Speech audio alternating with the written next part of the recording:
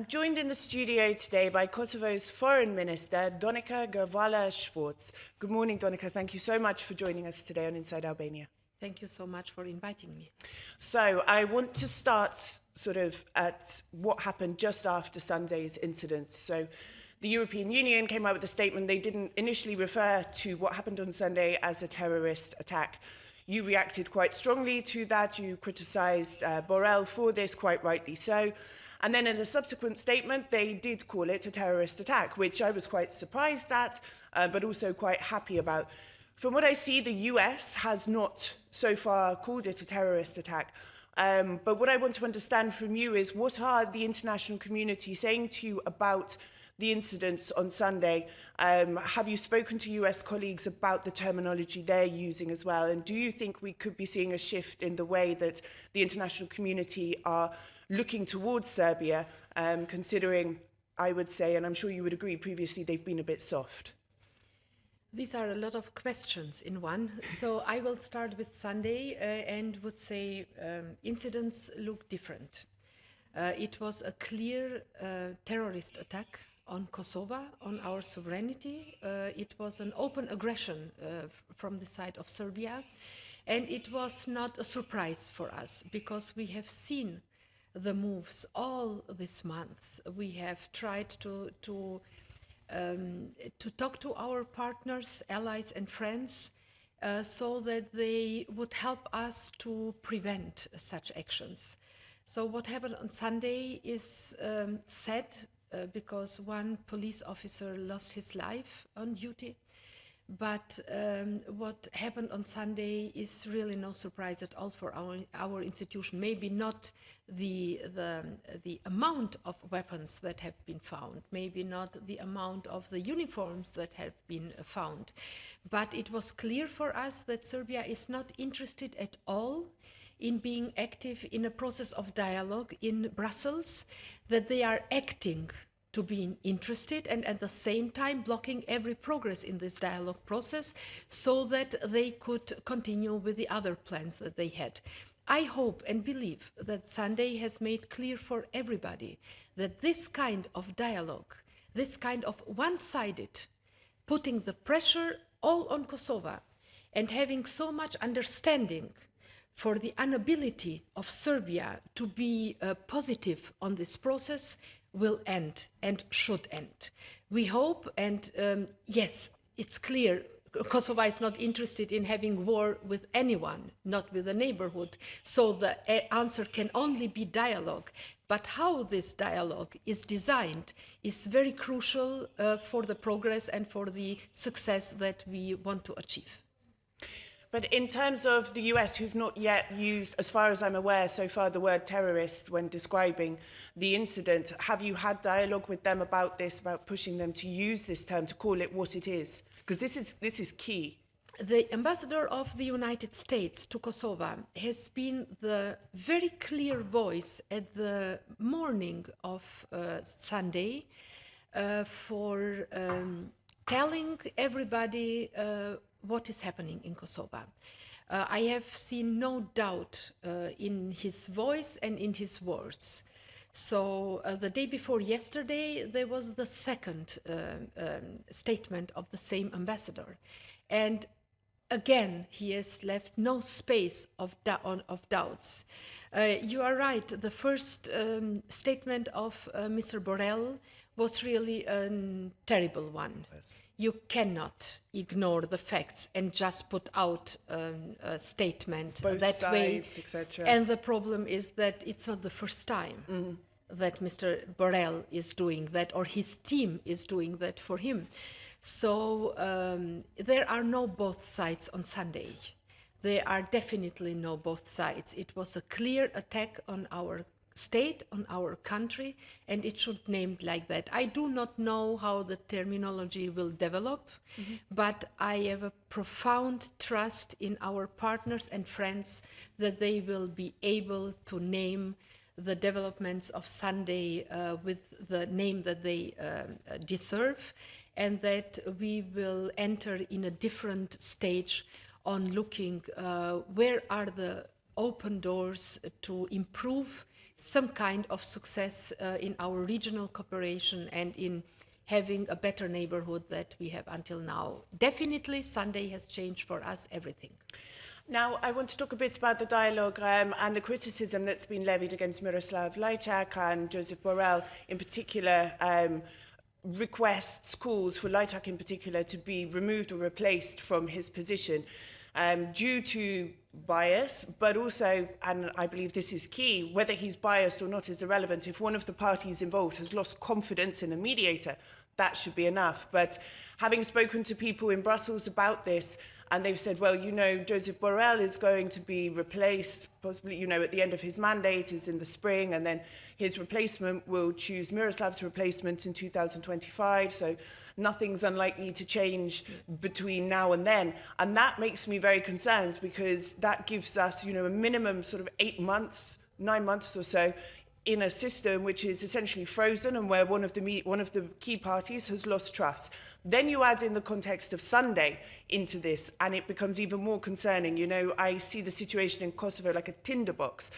What are your thoughts on this? You know, you are pushing as well for Lajčák to be removed or replaced.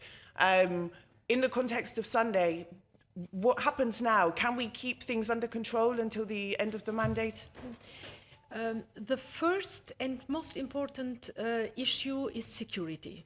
We need to take care about security in our country. You have seen that the police of Kosovo and the institutions of Kosovo have shown Sunday that we are able, capable and professional in dealing with an attack like it was on Sunday.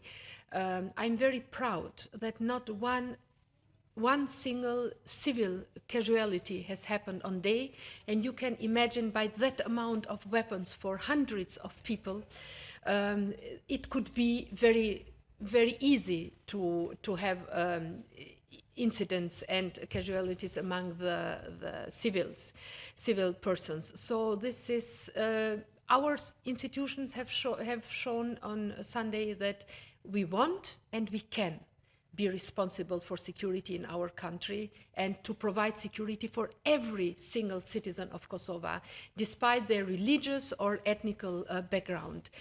But you cannot, on the one side, say that this dialogue has failed and Sunday was the last proof that the dialogue has failed. And at the same time, to try to continue business as usual. I'm not the person to tell the European Union, Brussels, or the member states of the European Union who are the persons that represent them in this process. But it is not the first time, it has not been the first time last week that Mr. Lajčák has shown not having a strategy or a plan how to lead this dialogue, how to facilitate it. So that I believe that the member states will think about that.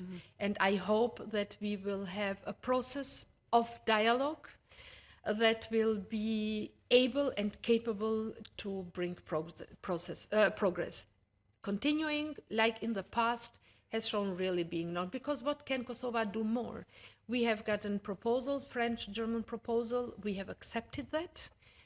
We had our doubts about the content, but at the end we have said, okay, as a move between now and the mutual recognition, this can be a good way. Serbia has accepted verbally, but not done anything on that. And now it's strange that we are the only side sticking on implementation of that proposal, that agreement, that is really not what we wanted from the start. I still believe that only the mutual recognition, only when Serbia recognizes the reality in the Balkans, only when Serbia recognizes that the borders on the Balkans will not change anymore, only then it will be possible with Serbia to live as neighbors. Because I do not accept to become friends, but there are ways how we can have a live as neighbors without intervening in each other's internal affairs. What Serbia is doing not only with Kosovo, they are doing that with Bosnia and Herzegovina, they are doing that with Montenegro.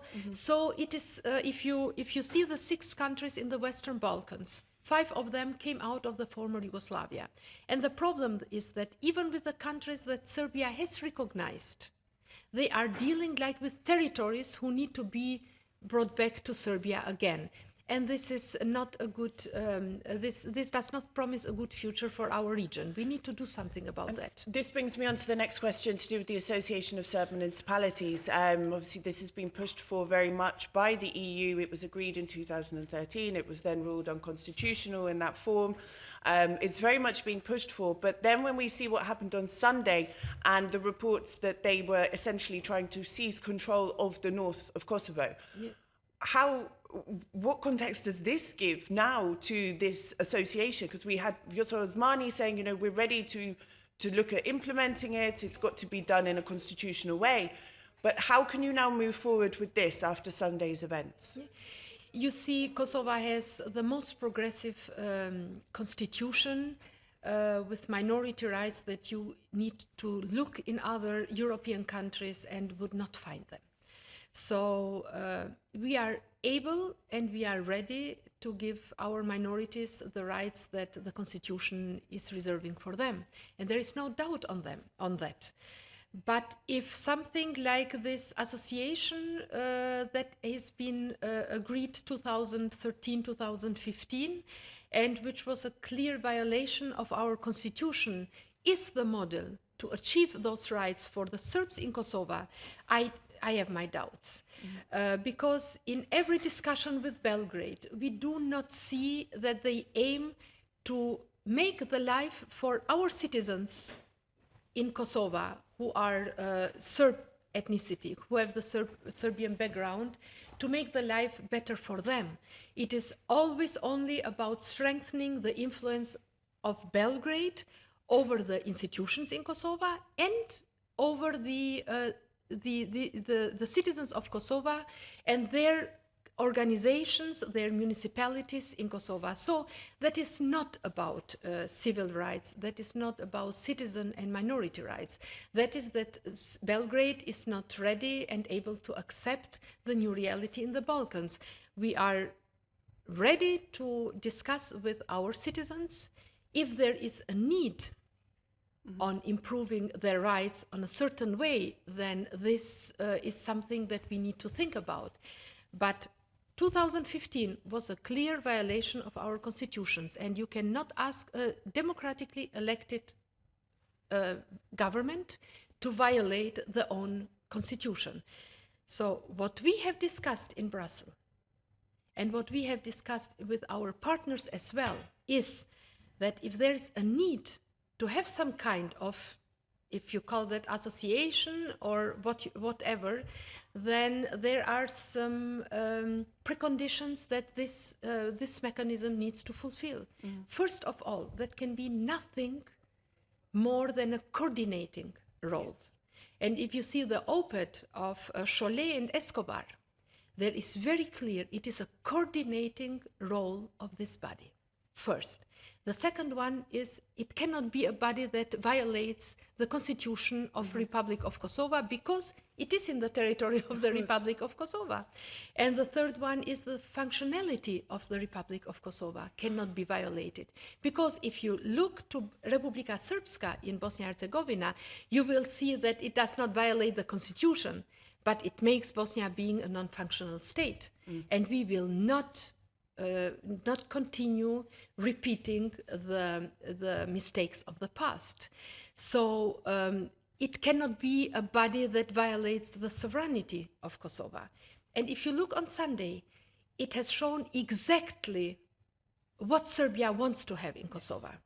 It does not want to have something that is coordinating the needs of the Serbian citizens of Kosovo. It is something that can make the Republic of Kosovo implode from inside.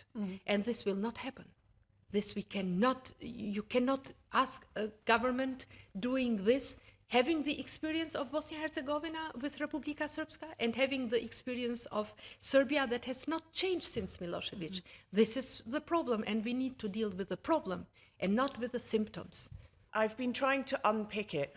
How on earth did that amount of ammunition, armored vehicles, personnel, and a plan of that type, how was it able to unfold under the nose of KFOR? What is their role there? Why were they not more aware of this? Should Interpol have had some awareness? Europol, we know there's arms smuggling going on in this area as well. How did it get to this stage? Have you had some tough conversations with these stakeholders? Since months, we are telling our partners and allies that, and we have had some of police actions in stopping vehicles which were full with arms. We had not the feeling that they were ready to listen to our concerns. Our feeling was that they wanted to interpret them for themselves as if we want to find a way out of the dialogue process, and not seeing that Kosovo was the only serious, the single serious party in this dialogue process interested to find a solution, not for the government, but for the future of the citizens. We're simply having a government which has won more than 50% in the last elections, and knowing that how important it is not to leave these issues to the next generation.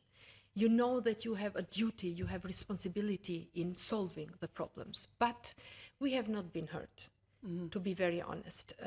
We had not, I had simply not the feeling that we are taken serious. And just to say one thing, I've heard from sources in Brussels as well, on the condition of anonymity, that they think this as well. I know. Oh, they're just making a big scene out of it because they want to get out of the association, etc. Yes. So I've heard this as well. Yes, that was my feeling as well.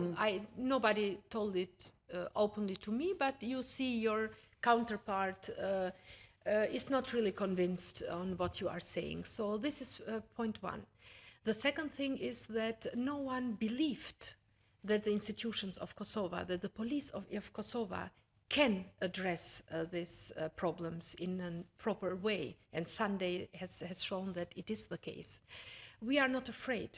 We are prepared. You have seen that on Sunday. But we are very vigilant because we know that maybe it's not the first and the last. Yes. We know that Serbia, until they got a clear response from the international community, from important countries, for Serbia as well, they will not stop their attempts to destabilize not only Kosovo, but the other countries in the region as well. So it is very important in the next day, first of all, to have a very strong language in condemning the terror acts which were sponsored by Serbia. I don't believe that anyone has any more doubts that this came directly from Serbia. Yes. Directly from Serbia. But shouldn't NATO be doing more? They're a peacekeeping force, and they did not keep the peace. I don't believe that the foreign minister of the Republic of Kosovo is the person to discuss and analyze NATO. You know, in Kosovo, NATO is the organization that, because of our experience in the past and because of our security issues with the neighbor, the NATO is in the mind and in the heart of every one of our citizens. We have a support of more than 90% of our citizens do favor NATO membership and the EU membership. So I believe that NATO should show a signal towards the citizens of Kosovo in opening the door for Kosovo. A NATO membership of Kosovo is one of the most important steps that will make our region more peaceful and more stable. There are no ways on achieving this with Serbia only. The European and Euro-Atlantic path of Kosovo, and Kosovo, not only this government, all governments of Kosovo have had this orientation only to European Union. We have not made any experiments in this country here in Albania. You know the experiments with Open Balkans. We never had a doubt what our way is and our orientation. We never had an alternative to the European Union. Some of the politicians do comment this as something very naive, but we are very straight in telling what we want and what we do not want. And our way is a Euro-Atlantic way. So we need to make a step towards NATO, and NATO needs to make the structure of NATO a step towards Kosovo so that the whole region is not running into a new war. So now that we have seen what can happen and what will happen if we do not react, we expect the European Union to be clear and to take some measures, sanctioning both organizations who are declared as a terrorist organization in Kosovo and from where most of this terrorists on Sunday came from, is very important doing that. Terrorist organizations should be labeled as that what they are. And it is very important not just to talk and to listen to the nuances, but to take the important steps so that Serbia will not come will not be again in the position believing that they can do an open aggression against a neighbor and not being facing consequences. Because if not Kosovo, look at Bosnia-Herzegovina, you see that Dodik is very active again. So everything is linked to Serbia, and we need to talk about Serbia in this situation and to be very clear. I want to talk a bit about Albanian Prime Minister Edi Rama. In the yesterday and the day before, has been very, very vocal about what has happened, and he, for the first time, has defied, if you will, the foreign policy stance of the EU vis-à-vis the dialogue, which was quite a bold statement because, in the past he sort of hovered between the two in many ways. This is very interesting that it's come from him at this point. What I want to understand from you is, do you think there should be more support coming from other countries in the region in terms of Kosovo? Do you feel there's anything missing there? And as Rama mentioned yesterday, maybe the dialogue should be sort of upgraded to a more regional sort of conference with a peace theme to it. Do you think this is something that Kosovo would consider as well? I'm afraid when I hear conferences, because I'm reminded what happened in the 90s, from conference to conference to conference to conference, while the people in Bosnia-Herzegovina were dying. Yeah. So this is a very dangerous proposal. We do not need international conferences. We are sovereign states, and we need a process that is honest and sincere and that opens real ways and doors for Kosovo and Serbia to have the chance in normalizing their relations. So from my view, the international conferences are a question of the past, not of the present. We are now in a quite different situation, and the institutions of Kosovo have shown on Sunday again that they are able to provide security for all citizens, all of them, not only the more than 90% majority Albanians. So that's why I hope that not only Prime Minister Rama, but the others in the region as well, will be stronger in looking for real solutions and not for those who are so easy to say but who have not any impact on the ground. I was so happy that my Albanian counterpart, the new foreign minister of Albania and the Minister of Interior of Albania, have been participating in the funeral, attending the funeral in Kosovo for the killed police officer. And I believe that not only for the family and the institution, but for the citizens of Kosovo, his presence was very important, because we have no partner not only not in the region, but in the world that is closer to our hearts and minds than Albania. And the cooperation in the region, yes, but we have mechanisms for the cooperation in the region. We have the process of common regional market. We have different processes where we have tried all these years to let aside the bilateral problems with Serbia, so that while we are solving them in a different process in Brussels, we do not stop the regional cooperation. But even there, Serbia did not use one single opportunity to stop and to block these processes, and Kosovo in these processes. You see now, next week here will be the Berlin process continuation, the ministerial meeting. And we have signed 3 agreements. And one of the countries, Bosnia-Herzegovina, because of Dodik, not because of the federation, has not made a move on that. Why not ratified? Because then this would be an opportunity for citizens of Kosovo to travel free through the whole Balkans. So while Serbia has engaged with Kosovo last year in allowing to our citizens on both sides to travel with ID cards, now the way through Dodik has been used to block.